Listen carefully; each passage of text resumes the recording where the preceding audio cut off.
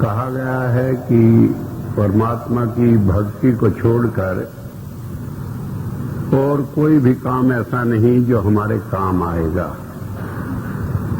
लेकिन सवाल ये पैदा होता है कि आज गुरु पूर्णिमा के दिन परमात्मा की भक्ति और उपासना को छोड़कर हम गुरु की पूजा में क्यों लग गए। कभी कभी तो ऐसा लगता है कि आए थे हरि भजन को ओटन लगे कपास, कि करनी थी परमात्मा की भक्ति और पड़ गए किसी गुरु के, संत के, महात्मा के या किसी दूसरे के चक्कर में।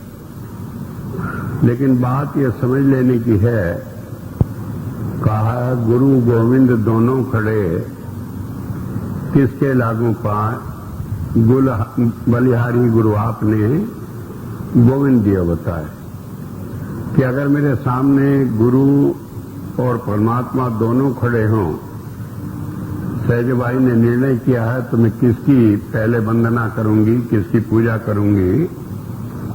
कहने लगे मैं तो गुरु की करूंगी। क्यों? कि गुरु ने मुझे परमात्मा की प्राप्ति कराई, बताया।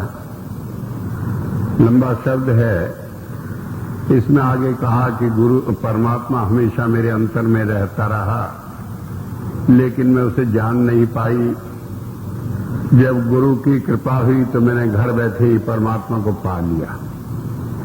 तो बात ये समझ लेने की है कि जब हम गुरु की पूजा करते हैं तो केवल इस कारण करते हैं कि उसने हमें परमात्मा की प्राप्ति कराई, या हम इस गुरु पूजा के पर्व को थैंक्स गिविंग डे कह सकते हैं कि हम परमात्मा का धन्यवाद कर रहे हैं कि उसने अपने पुत्र को, उसने किसी मनुष्य को जो हमारा सहजातीय था उसे हमारे बीच में भेजा, जिससे हम परमात्मा की भक्ति कर सकें, उसकी प्राप्ति कर सकें।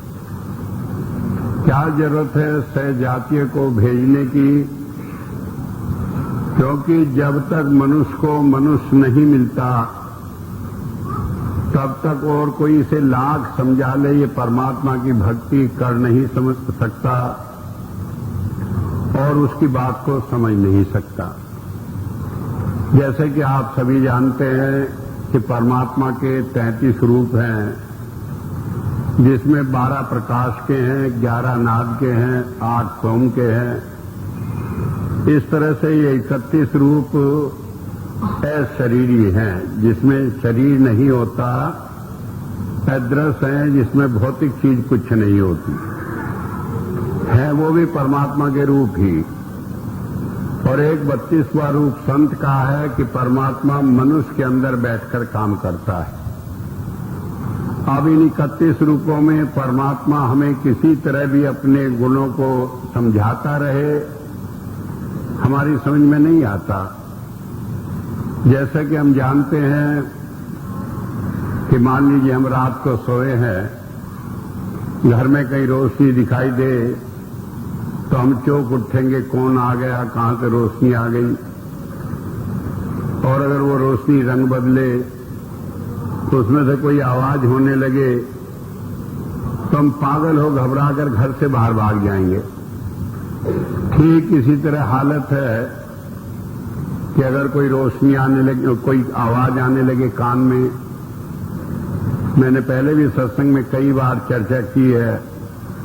मैं न्यूयॉर्क में था, मैंने बताया परमात्मा का रूप आवाज का है। तो वहां पर एक आदमी कहने लगा कि आवाज तो आदमी को पागल बना देती है।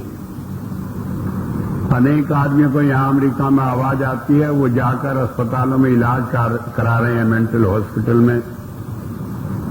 तो ये इलाज कराने की, बीमारी की बात है, ये परमात्मा की कहां से बात है। जब उसने ये बात कही तो मैंने कहा, भाई बात सीधी सी, अगर आपको आवाज आ रही है और आप पागल हो गए हो तो आपकी आवाज बंद कर दी जाए।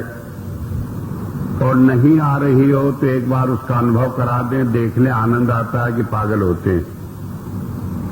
तो कहने का मतलब है जब तक संत नहीं मिलता तब तक उन परमात्मा के 31 रूपों को हम समझ नहीं सकते। समझेंगे कब? जब संत मिलेगा। जब संत मिलता है वो हमें इन रूपों को समझाता है। तो परमात्मा की समझ ही हमें जब आती है जब संत मिलता है, वरना तो अपने घर में रहते हुए परमात्मा को हम सारे जीवन भर देख नहीं पाते, भटकते रहते हैं, अनेक उपाय करते हैं, अनेक कष्ट उठाते हैं, लेकिन अपने अंदर रहते हुए परमात्मा को देख नहीं पाते। जब संत मिलता है तो सारे झंझट छुड़ाकर हमारे अंदर ही परमात्मा की प्राप्ति करा देता है, और प्राप्ति करा देने के साथ साथ हमारा विश्वास बना देता है। प्राप्ति करनी एक चीज है, विश्वास बनना एक चीज है। क्योंकि कई बार मनुष्य बुद्धि के आधार पर तसल्ली नहीं कर पाता, सोचता रहता है, कई बार तर्क से बुद्धि से मान लिया, उसके बाद में फिर दोबारा वही सवाल पैदा हो जाता है। एक तसल्ली होना, संतुष्टि होना एक अलग चीज है, जो हमारे पूर्ण ज्ञान के जितने भी साधन हैं सबको तृप्त कर देती है। आंख नहीं मानती, आंख को विश्वास दिला देती है, कान नहीं मानते, कान को विश्वास दिला देती है, शरीर स्पर्श की क्रिया नहीं मानती, उसे विश्वास दिला देती है, और अगर ये मन नहीं मानता तो मन को बांधकर खड़ा कर देती है, इसे विश्वास दिला देती है। तो जब संत मिलता है तभी वास्तव में हमें परमात्मा की प्राप्ति और उसकी प्राप्ति की संतुष्टि प्राप्त कराता है। ये एक बात हुई। लेकिन इसके अलावा भी संत का एक काम है जो वो करने के लिए आया है। वो काम क्या है कि हम इस जीवन में दुखों से छुटकारा पाना चाहते हैं, मोक्ष पाना चाहते हैं, और संत हमें इस लक्ष्य को प्राप्त कराता है। परमात्मा के दो कार्य हैं। वैसे तो परमात्मा के जितने भी कार्य हैं सब में विरोध मालूम पड़ता है। कहीं परमात्मा को कहा वो न्यायकारी है, और इतना तक कह दिया कि अगर आपके हाथ ने कोई पाप किया है तो इस हाथ को काट कर फेंक दो, नहीं तो इस हाथ के कारण नरकों में जाना पड़ेगा।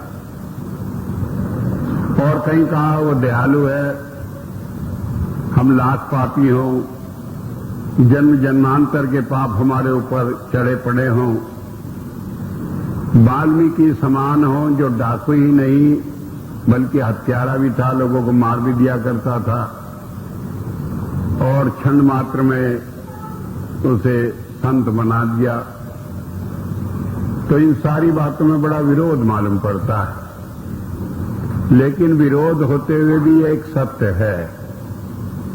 परमात्मा के दो गुण हैं, एक वो न्यायकारी है, और न्यायकारी का मतलब है कि जैसा हम करते हैं वैसा ही फल हमें मिलता है। बाइबल में इस बात को समझाने के लिए कहा है, eye for eye, nail for nail, कि अगर आप किसी की आंख फोड़ दोगे तो वो जब तक आपकी आंख नहीं फोड़ेगा ये कर्म समाप्त नहीं होगा। इस जन्म में वो नहीं फोड़ेगा तो अगले में मौका नहीं मिला तो अगले में, और अगर नहीं मिला तो 100, 50, 200, 1000, 2000 जन्म बाद भी जब तक ये कर्म इसी रूप में संपन्न नहीं होगा, उसने हमारी आंख नहीं फोड़ी, तो ये कर्म समाप्त नहीं होगा। और बाइबल में कहा है जब तक एक भी कर्म बाकी रहेगा तब तक छुटकारा नहीं होगा। इसी बात को हमारे हिंदू धर्म में कहा कि जो कर्म हमने किया उसका फल भोगना पड़ेगा, उससे छुटकारा नहीं। तो परमात्मा का नियम एक हो गया, और इस नियम को पालन कराने के लिए परमात्मा ने मन को हमारे साथ लगा दिया। मन जो है वो भी परमात्मा का एक रूप है और संत उसे कहते हैं कि ये काल का अवतार है। काल कहते हैं नेगेटिव पावर को, कि आपने जैसा कर्म किया उसके अनुसार आपको फल दिलाना, ये परमात्मा का जो कार्य है ये मन करता है। और मन क्या करता है, जो भी हमने कर्म किए उन्हें सबको सुरक्षित रखता है, माइक्रो और में रिकॉर्ड करके रखता है। मन इस शरीर में रहता है, जब हम शरीर छोड़ते हैं तो मन ये सारी रिकॉर्डिंग आत्मा के ऊपर भेज देता है। तो इस तरह से जब दूसरा जन्म हम लेते हैं, मन फिर वहां से सारे कर्मों को लेकर उनके अनुसार उनका फल दिलाता है और इसमें कोई त्रुटि नहीं होती। तो परमात्मा का एक अवतार है काल का, जिसे हमने मन कहा है। मन को हम परमात्मा भी कह सकते हैं, मन को हम परमात्मा का दूत भी कह सकते हैं, मन को हम परमात्मा का ऐसा नौकर भी कह सकते हैं जो परमात्मा का काम करने के लिए आया है। वायसराय कह लो, प्रतिनिधि कह लो, कारिंदा कह लो, लेकिन उसका दायरा केवल नेगेटिव में है, पॉजिटिव कुछ नहीं कर सकता। अगर कहें कि किसी ने हमारी आंख फोड़ी और वो रियायत कर दे कि हम दूसरे की आंख न फोड़े, ये कर्म समाप्त हो जाए, ये मन नहीं कर सकता, ये उसके दायरे से बाहर की चीज। तो इस तरह से इस संसार को परमात्मा ने कर्म प्रधान करके रख दिया। जो कर्म हमने आज किया, अपनी चतुराई से आज बच गए उससे फल भोगने से, तो अगले जन्मों में भोगना पड़ेगा। जो कर्म हम पहले कराए वो पहले नहीं भोग सके, वो आज भोगने पड़ रहे हैं और उन्हें भोगते हुए हम रोते हैं, पीटते हैं। क्यों? हम कहते हैं हमने तो सारी जिंदगी परमात्मा की भक्ति की, कोई पाप नहीं किया, खबर नहीं ये पाप हमारे सामने क्यों आ गया। हमारा पड़ोसी है, रात दिन पाप करता है, वो मौज कर रहा है। हम परमात्मा की भक्ति करते करते इतना समय बिता दिया, हमें ये फल मिल रहे हैं। और इस सारी भूल में हम परमात्मा को गालियां निकालने लगते हैं कि परमात्मा का यहाँ इंसाफ नहीं, परमात्मा बड़ा बेरहम है। ये बात रही दूसरी की गाली निकालने के ढंग बड़े अच्छे हैं, क्योंकि एक बार मैं एक फिल्म देख रहा था तो उसमें एक गाना था, शायद आपने भी किसी ने सुना हो, कि परमात्मा तुझे मैं खत लिखता तेरा पता मालूम नहीं। उसमें दुनिया भर के गिल्ले शिकवे किए गए कि तूने ऐसे कर दिया, ऐसे कर दिया। तो ये क्या है? ये परमात्मा को गाली देना है कि परमात्मा ने कुछ बेइंसाफी कर दी हमारे साथ। लेकिन हम ये भूल जाते हैं कि हमने जो काम किया था उसी का फल वो हमें दे रहा है। अगर वो हमें उसका फल न देता तब वो बेइंसाफी करता। अब तो वो न्यायकारी है, जो हमने कर्म किया उसका फल हमें दे रहा है। अब इस फल और कर्म फल की प्रतिक्रिया में हम इतना उलझ जाते हैं कि इससे बच नहीं पाते। आज 2 अरब साल बने हुए ये दुनिया हो गई, हजारों लाखों बार हम मनुष्य बने, हजारों लाखों बार अनेक योनियों में आए और आज भी इस दुनिया में मौजूद हैं। तो इसका मतलब यह है ये कर्म फल का जो चक्कर था ये हमसे अभी छूटा नहीं। नेगेटिव बैलेंस अभी भी हमारे कर्म में बना है और उसका भुगतान हमें करना शेष है, नहीं तो हम भी छुटकारा पा लेते, मोक्ष मिल जाती। कई आदमी इसे समझने की कोशिश करते हैं, कई आदमी नहीं करते। एक बार एक कोई शिष्य था गुरु का, गुरु से कहने लगा कि क्या गुरु की कृपा के बिना छुटकारा नहीं है? तो गुरु जी कहने लगे नहीं। कहने लगे कुछ भी कर लें कि चाहे कुछ भी कर लो। और वो थोड़ा और अपना लगे, कहने लगे चाहे कुछ भी कर लें। अब गुरु जी ने कहा इसकी कुछ भी तो खत्म नहीं होगी। कहने लगे भाई ट्राई करके देख लो, लेकिन हमारी समझ में तो छुटकारा है नहीं। कहने लगे अच्छा गुरुजी मैं तो भजन करूंगा। जंगल में चला गया और कहने लगा 1 घंटा नहीं, 2 घंटा नहीं, 24 घंटे ही भजन करूंगा। अब जंगल में बैठकर भजन करने लगा। अब पेट को तो भूख लगती है, टाइम हुआ भूख लगी। जंगल में कहाँ कुछ रखा था तो सोचा चलो पानी पी ले, पास में नदी है। वहां पर गया, जैसे पानी पिया देखा एक पेड़ था, उसके ऊपर एक अनार लगा था।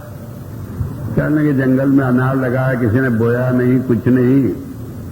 उसने खाकर उससे पानी पी लिया, जाकर फिर भजन में बैठ गया। अगले दिन फिर भूख लगी, फिर चला गया नदी पर, देखा एक अनार वहां लगा था, फिर खा लिया, फिर पानी पी लिया। सिलसिला चलता रहा, कई साल हो गए भजन करते। अब उसका आखिरी समय हो गया, जाकर धर्मराज के दरबार में पेश हुआ। कहने लगे धर्मराज की बात बताओ भाई, तुमने बहुत अच्छे कर्म किए हैं, बड़ी भक्ति की है, तुम्हारा उसका हिसाब कर दें या तुमने गुरु धारण किया था उनकी कृपा से तुम्हें पार कर दें। कहने लगे ये भी कोई गुरु का एजेंट मालूम पड़ता है, ये भी गुरु जी के ही गीत गा रहा है। कहने लगे मैं तो भजन किया, मेरा तो हिसाब ही कर दो, मुझे गुरु कृपा चाहती तो महीना ले लेता नीचे ही, अब ऊपर क्या जरूरत है। कहने लगे अच्छा भाई, खाता खोला कि तुमने एक दिन बड़ा भजन किया। कहने लगे हाँ 24 घंटे किया, कुछ भी नहीं सोचा। कहने लगे उसके बाद जब नदी पर गए तो तुम्हें वहां एक अनार मिला। कहने लगे हाँ। कहने लगे 1 दिन के भजन का फल 1 अनार दे दिया। कहने लगे 1 दिन के भजन का फल 1 अनार। कहने लगे मूर्ख, तूने सोचा नहीं, अनार कहीं वहां जंगल में पैदा होना था, तेरे लिए विशेषकर पैदा किया। कहने लगे और कि रोज का हिसाब बराबर हो गया, रोज भजन करता रहा, रोज अनार मिलता रहा। अगर मान लीजिए 1 दिन ना देते, उस दिन भूख से तुम मर जाते। कहने लगे हिसाब तो बराबर हो गया। अब वो खड़ा कहने लगे जी अब बताओ और हिसाब क्या बाकी है। तो वहां चींटियों की लाइन लग गई। कहने लगे जी ये ढोंगी जो आपके सामने खड़ा है, इससे हमारा भी कोई हिसाब बाकी है। कहने लगे क्या हिसाब बाकी है कि जब रोज जाता था ये पानी पीने, तो इसके पैर के नीचे दबकर हम सब मर गए। अब हमारा हिसाब करवा दो, ये चीटा बने, हम मनुष्य बने, तो ये मरे तो हिसाब बराबर हो। गिना तो कहने लगे तो लाखों हैं। कहने लगे लाखों जन्म तुम्हें चीटे के लेने पड़ेंगे और इन्हें मनुष्य के लेने पड़ेंगे। अब एक मनुष्य का जन्म लेगा तो वो मरेगा, तब दूसरा लेगा तो मरेगा। कहने लगे ये तो करोड़ों साल का हिसाब हो गया। कहने लगे मेरी तौबा, मेरा हिसाब यही हो गया, मैं तो गुरु कृपा से चाहता हूं पार हो जाए।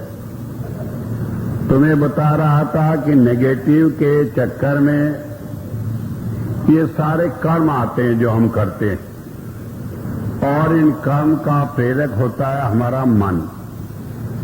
तो जिस काम को हम मन के आधार पर करते हैं, बुद्धि के आधार पर करते हैं, जहां तक हमारी दृष्टि जाती है वहां तक मन हमारा गुरु होता है। और जो हम काम करते हैं वो काल के दायरे में करते हैं और इनसे छुटकारा होता नहीं। अगर इनसे छुटकारा हो सकता तो आज हम यहां दुनिया में बैठे हुए न होते। कारण ये होता है कि मनुष्य कहीं भी विचलित हो जाता है। मान लिया सारी बुद्धि लगाकर हमने सब कर्मों से अपने को अलग कर लिया, ये मन तो हमारे बस में नहीं। और मन से अगर हमने किसी का बुरा सोच लिया तो वो भी एक कर्म है। कहा काम काम सब कोई कहे, काम न जाने कोई, मन की जितनी कामना काम कामे सोए। मन में अगर एक बार विचार कर लिया कि इसका बुरा हो जाए तो वो भी बुरा करने के बराबर है, उसका फल भी वही मिलना है। तो मन को क्या करेंगे, ये तो बस में है नहीं। इसे तो हमने गुरु बना लिया, इसके तो आज्ञाकारी बन गए, इसके तो कहे में चलने लगे। तो ऐसी हालत में दुनिया में किसी तरह भी छुटकारा नहीं। दूसरा रास्ता होता है संतों का। परमात्मा ने जब देखा कि जीव परेशान है और छुटकारे का कोई रास्ता नहीं तो संत को इस संसार में भेजा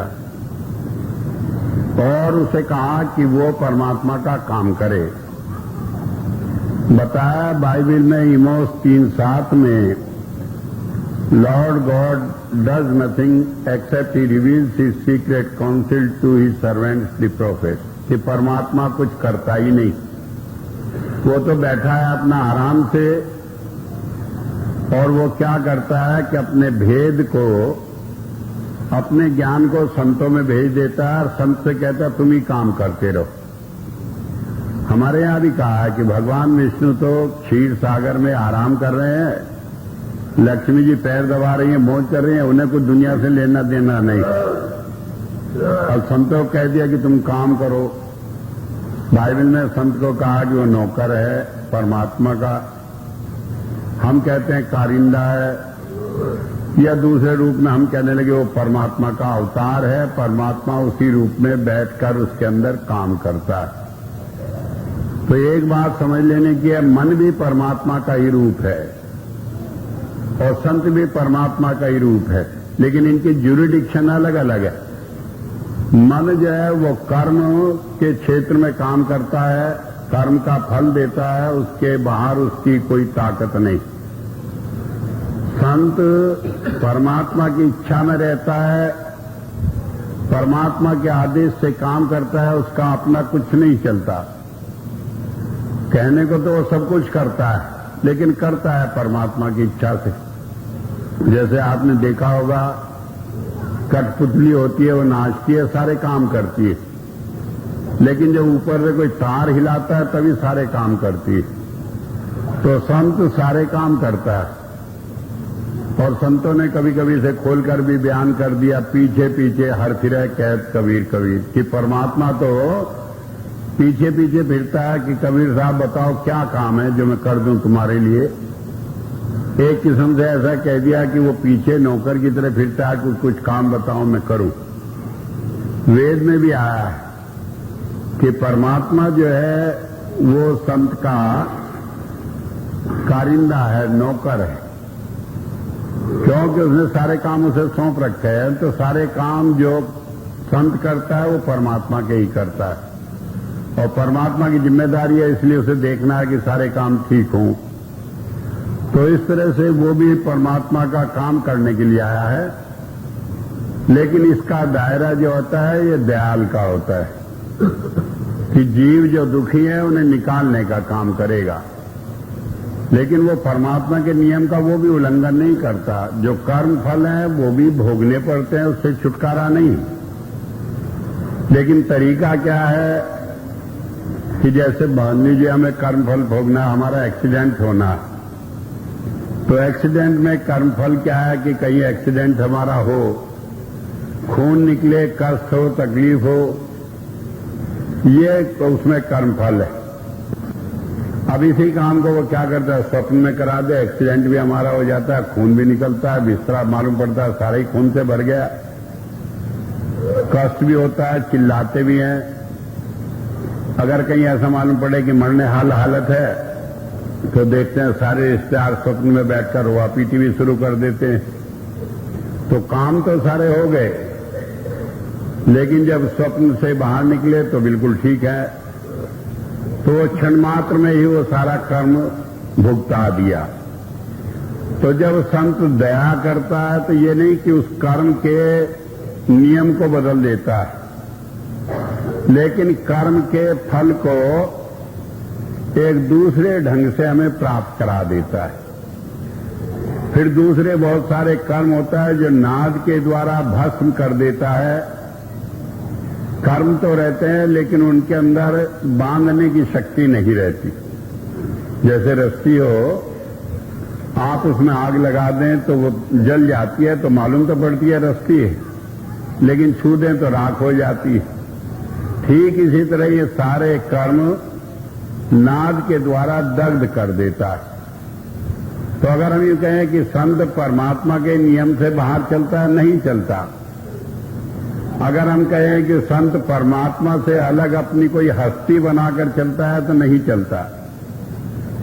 लेकिन परमात्मा के नियम में रहते हुए भी जो उसे काम सौंपा गया है उस काम को करता है।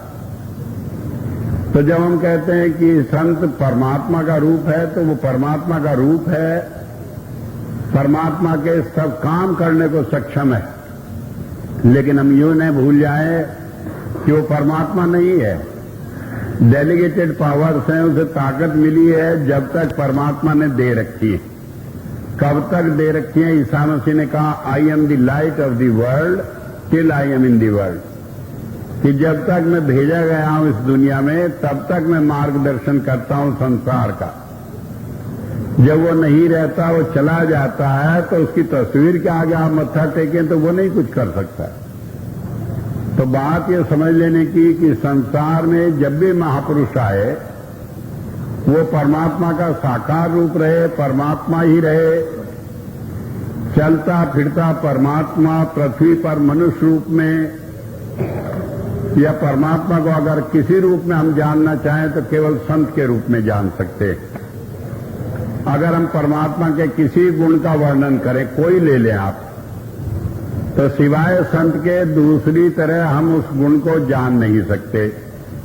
एक परमात्मा का गुण है कि परमात्मा दया करता है। तो इस बात को मैं समझाऊं, दया का मतलब है कि कहीं हम मुसीबत में हों, उसे याद करें तो वो हमें बचा लेता है। तो एक छोटी सी कहानी है। एक बार एक गडरिया था, वो अपनी भेड़ें चुगा रहा था। जेठ का महीना था, बड़ी तेज धूप थी। जंगल में उसने देखा एक खजूर थी बड़ी ऊंची, उसके ऊपर लाल लाल खजूरें लगी थी। अब उसने सोचा भूख लगी है, गर्मी है, धीरे धीरे वो पेड़ पर चढ़ गया। खजूर जरा ज्यादा लंबी थी, ऊपर चढ़कर गया तो देखा कि वो खजूर उतारने को था, तो उसने देखा खजूर नहीं, वहां तो ततैयों का एक भिट्टा था। लाल लाल जो थे वो ततैये थे। अब वो घबरा गया कि अगर उड़ के काटने लगेंगे तो मर जाएगा, बड़ा बुरा हाल होगा। तो वहीं आंख बंद करके कहने लगा, हे परमात्मा, दया करके मुझे ठीक ठाक नीचे पहुंचा दे तो मैं 100 रुपए का प्रसाद बांटूंगा। अब बात हो गई, आंख बंद करके राम राम करता आधी खजूर पर जब आया तो नीचे देखा, डर आधा कम हो गया क्योंकि ऊंचाई कम हो गई, भीड़ें भी दूर चली गई। तो कहने लगा कि बड़ी नासमझी करी, 100 रुपए के प्रसाद का तो कोई काम नहीं था, 50 रुपए का बांटूंगा। और जमीन पर जब उतर आया, कहने लगे मैं भी मूर्ख ही हूं, मैं ऊपर चढ़ा, मैं नीचे उतर आया, परमात्मा ने कौन सा मेरा हल चलाया, मैं तो 1 पैसे का भी नहीं बांटता। अपना घर भाग गया। अब भाग गया, परमात्मा भी देखता रहे क्या उसका कर लेगा क्या नहीं करेगा। दूसरा उदाहरण है, इतिहास का उदाहरण है। एक सिख भाई था, वो गया इंग्लैंड में, धंधा किया, रुपया कमाया, बहुत रुपया कमाकर हिंदुस्तान लौट आया।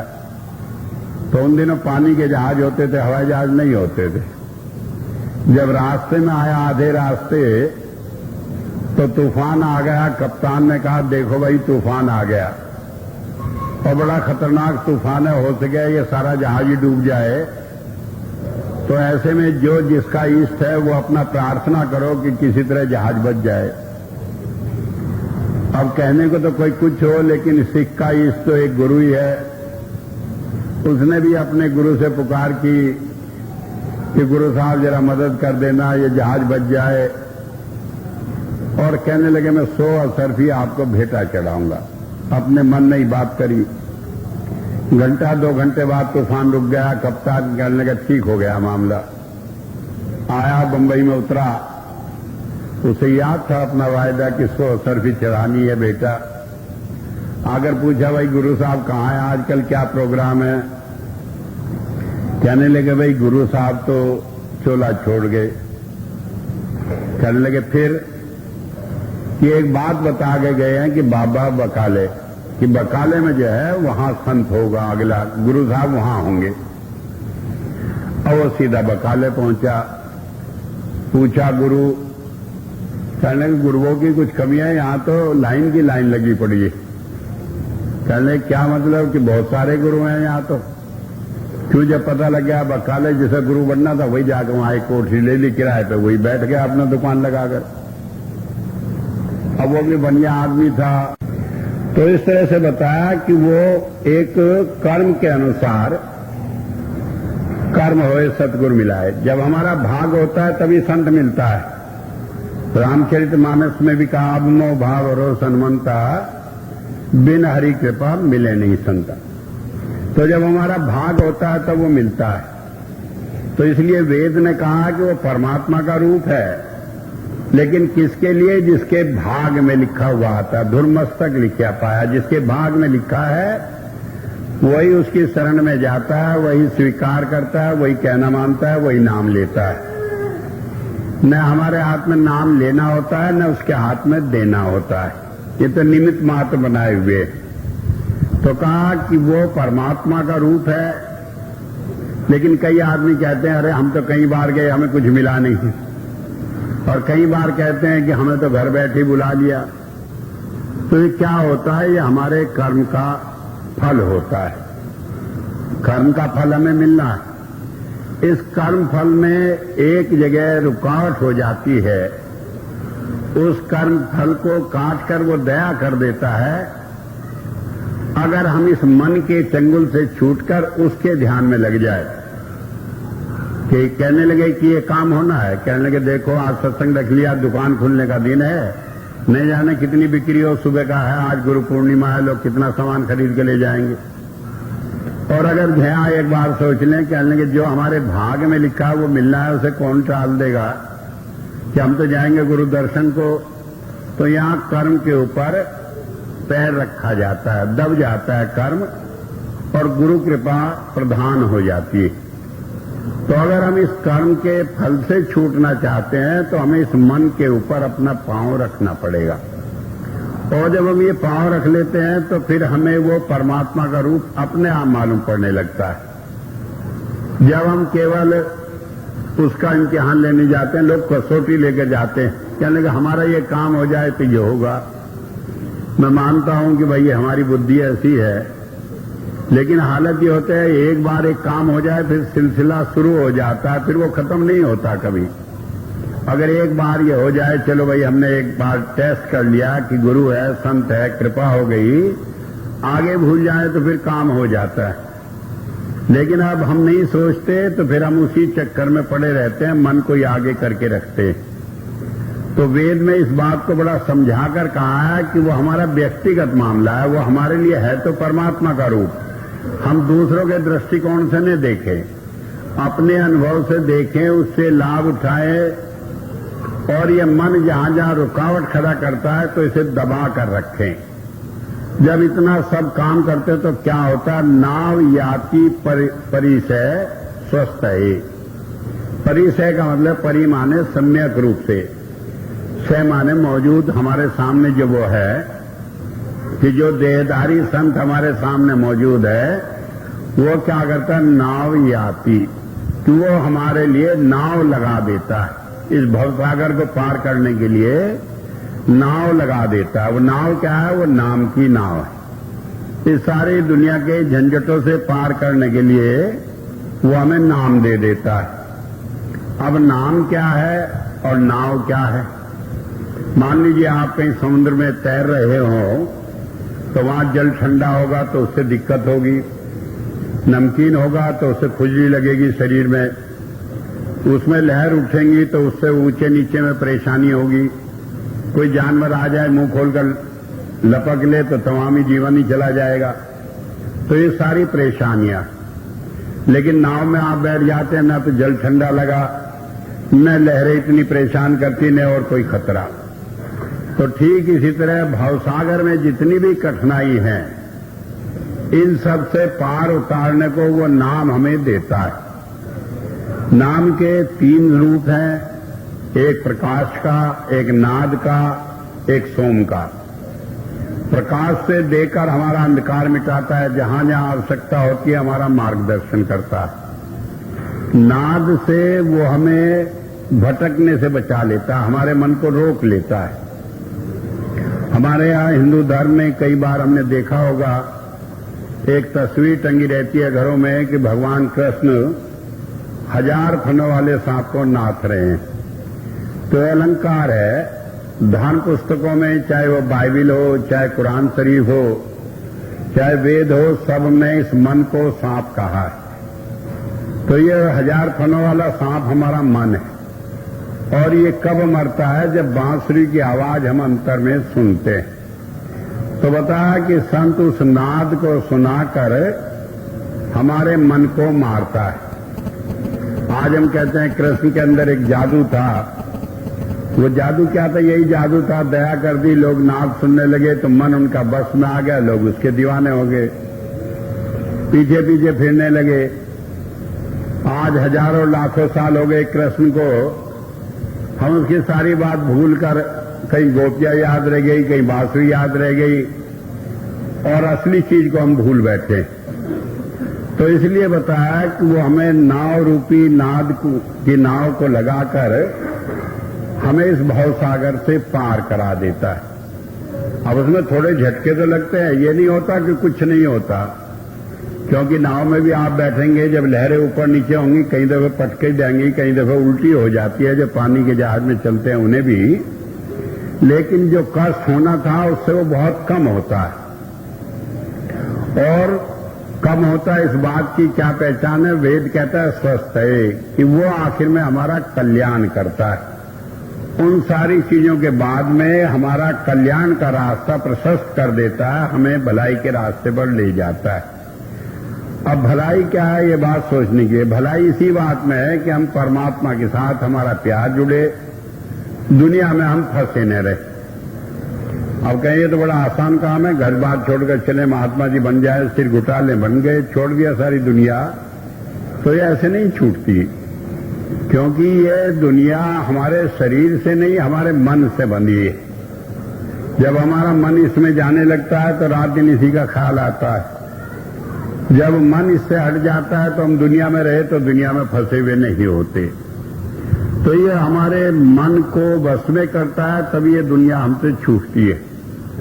और जब बस में नहीं होता मन, तो हालत ये हो जाती है कि महात्मा बन गए, सब कुछ छोड़ दिया, घर परिवार, फिर जाकर रोज किस्से होते हैं, कितने महात्मा कितनी लड़कियों को लेकर भाग गए, कहीं किसी का धन छीन लिया, कहीं किसी की हत्या कर दी, कहीं जो दुनियादारी में बुरे से बुरे पाप होते हैं वो यही महात्मा ही करते। क्योंकि जब तक मन जाए या मरा नहीं, तब तक कोई महात्मा नहीं हुआ। शरीर में कपड़ा रंगा लेने से, सिर घुटा लेने से कोई महात्मा नहीं हो जाता। और अगर आपने मन को बस में कर लिया तो चाहे आप किसी रूप में रह रहे हैं तो आप महात्मा से कम नहीं।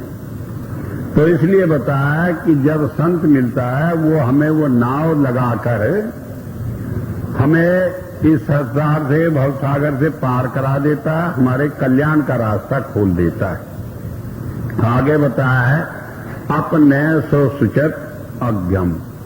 आप कहते हैं सर्वव्यापक, और वो संत को कहा है, संत को कहा है वो सर्वव्यापक है, वो हमारे मन की सारी बात जानता है। और ये मन की बात जाना इसलिए नहीं, अभी एक ने बताया था कि संत जादूगर होते हैं जादूगर, वो भी हमारे हम पेशा ही थे, लेकिन वो इस जादूगरी को अपने काम के लिए कि परमात्मा की भक्ति में लोगों को लगाएं, उसमें लगाते हैं।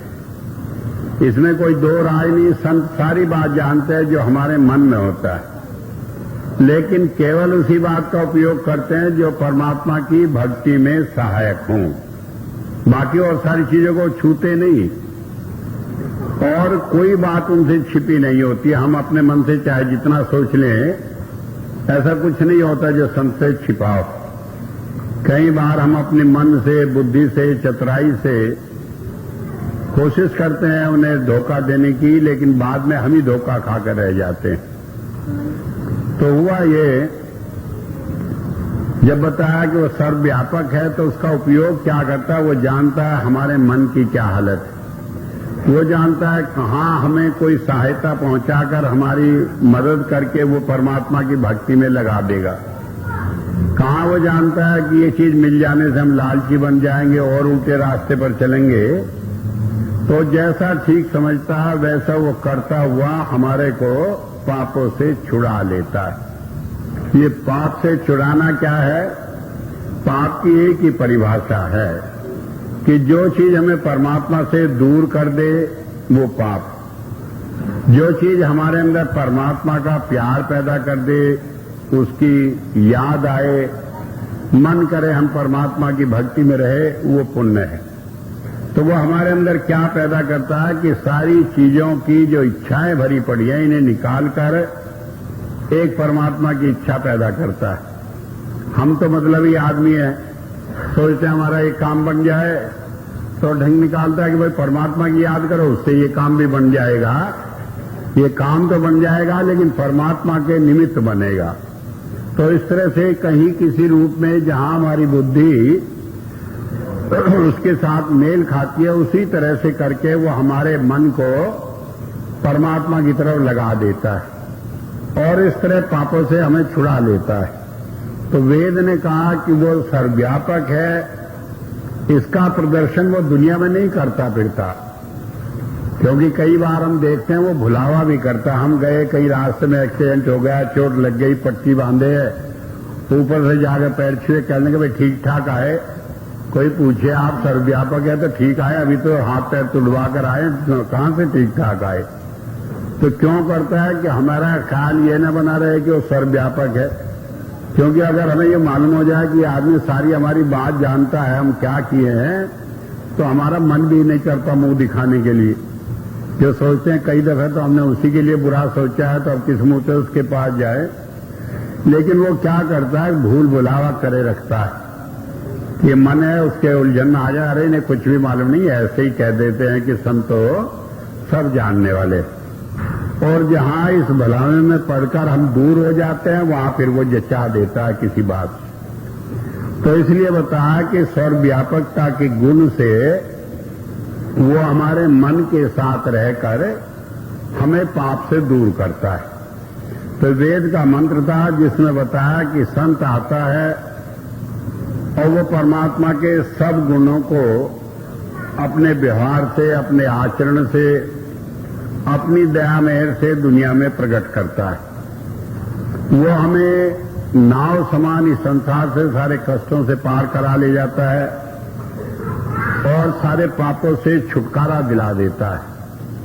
और इस सरलता से छुटकारा दिला देता है कि जो लाखों वर्षों तक हम छुटकारा पाने का कोई तरीका नहीं ढूंढ पाए, तो थोड़ी सी देर में ही उस सबसे छुटकारा हमें दिला देता है।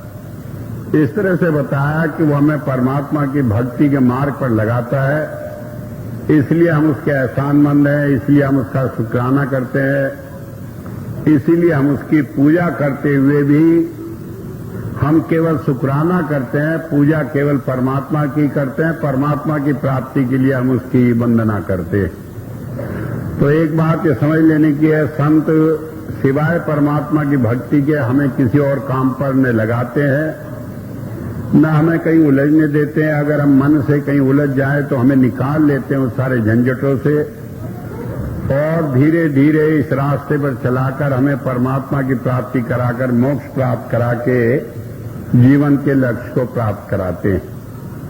तो आज ये इतनी बात कहकर ही मैं अपनी बात को समाप्त करता हूं।